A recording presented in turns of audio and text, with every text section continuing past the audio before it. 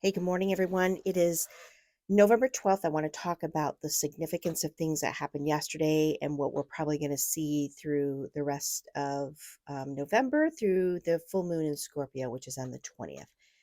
So, yesterday on 11/11, we had a couple of solar flares, but we had I believe it was considered a 5G solar flare, and it was the 39th largest solar flare our planet's ever experienced in our solar system since we've been tracking. It was obviously the largest that happened this year. And the significance of that alone is huge. But on top of it, right before that major one, there's two other smaller solar flares. So there's actually three solar flares that were happening. And the largest one actually went faster to the Earth, is coming towards the Earth, than the first two. So that's pretty significant. Number three, again, kind of significant. So as it's coming towards the planet, it's why you could see the aurora borealis. I think that's how you say it. Pretty much so many places, especially in the United States, because it was happening. The flares were coming towards us. So today on the 12th is significant because we're still feeling those energies, probably for the next possibly 24 hours. They don't really know how long. But even yesterday, it's funny. Mercury's in retrograde. We all have a tendency to blame Mercury, at least I do, for a lot of electronic issues. Yesterday, I couldn't get onto sites. I was really having a hard time, and I was also very depleted of energy. And that's pretty common side effect of solar flares hitting the planet for people who are a little bit more sensitive to their energies around them. You might have been feeling that yesterday too. I had to consume caffeine at 3 o'clock in the afternoon, which normally keeps me up at night, and it did not last night. So that's the first part, solar flares. And what are solar flares bringing? They're bringing more light onto the earth. They have a significance of possibly changing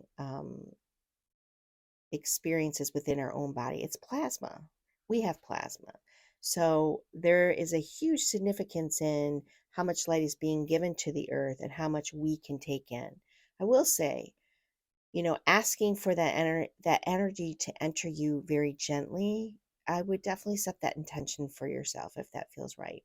Secondly, we have 3IAtlas, which is a comet that it's an interstellar comet. It came from another galaxy. It is now finally behind the sun, or if you can't really say that, but comparative to where our Earth is, it's behind the sun. And that started, I think, on the, geez, am I getting my days mixed up? But I think that was on the 19th of October that it started to go behind the sun. So, you think about that there's a new energy in our solar system. I always equate thinking about the solar system like looking at ants, ants, on the sidewalk or near wherever you live, because it's like what I do to the earth around them has a significant impact on them. And that's the way our solar system is for us. We are very much impacted. Obviously, it's our home. We live in this particular galaxy. And knowing that 3I Atlas is bringing a different energy, 3I Atlas entered into our solar system in the astrological sign of Libra. Libra is about love and harmony. And so to me, it's trailing that type of energy into it. Um, and as it's going by the sun, it has an opportunity to also affect our sun. Is that what's going on? I don't know. Is it that there's a possibility that whatever the frequency that's in the particular 3I Alice and the other two comets going by, that their energy is now being stimulated and brought to us through our sun? That's a possibility. We also know that the solar flares, there's certain areas on the sun apparently that the solar flares typically come from. These particular, especially the largest one, was coming towards the Earth. It wasn't like on the backside of it. But they say that it's going to be pivoting, and that the next that 3I Atlas, because of where it's going to be, might also start getting hits of solar flares on it. So there's something there.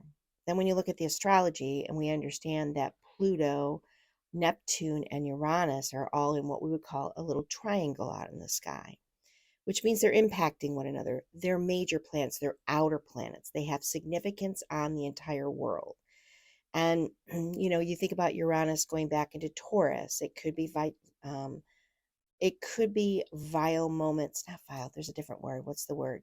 Um, with our finances, with our food, with our crops. If you're in the southern hemisphere, it's surprises, and it's also a planet that represents it wants unity through individual standards.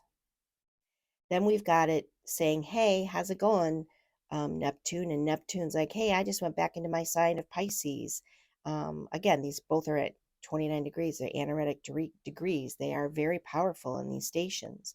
And so Neptune, being the water sign, going back in the water sign, is saying, hey, take a look at your waters, which I think really does set the stage of why we're having such massive typhoons and hurricanes in other parts of the world. Some Philippines got hit twice, and the winds, which would be Uranus, have been for any of these storms have been off the Richter scale.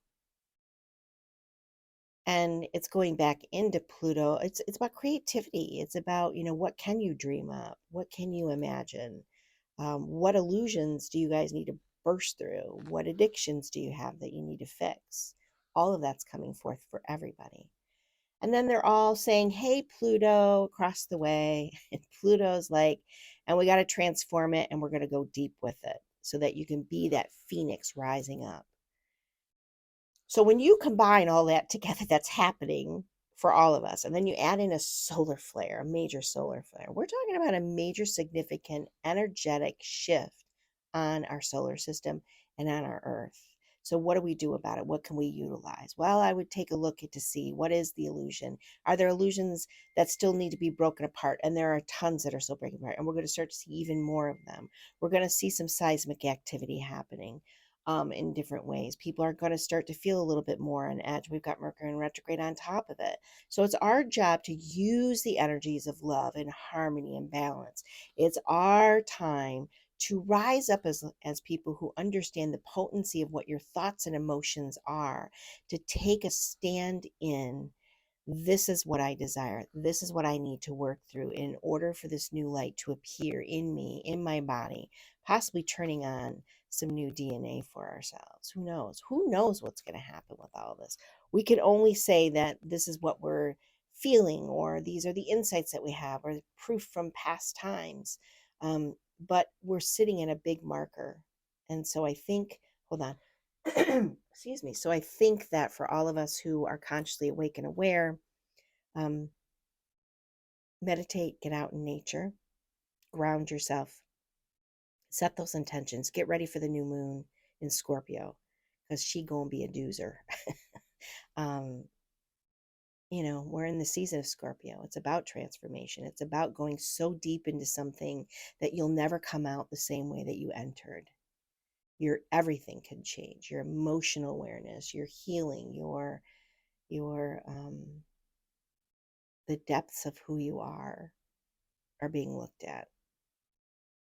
Creativity is being activated, and surprises are here. Let me know down below, you guys, how you're feeling about this, what you're witnessing, what you're feeling.